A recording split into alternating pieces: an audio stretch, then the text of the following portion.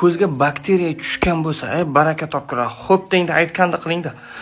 Piyoz soki bilan, ya'ni yangi siqilgan piyoz. Cho'rkadan o'tkazing, marildan chiqaring, bu piyoz sokini bor-ku.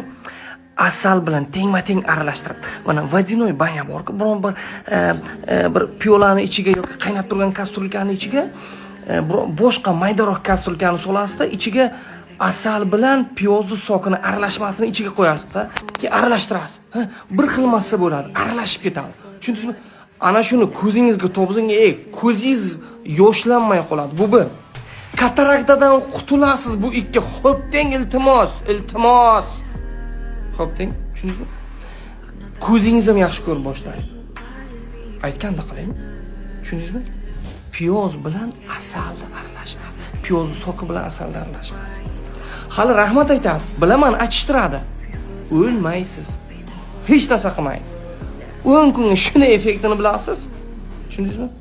Tezming, aytganda qiling, davay.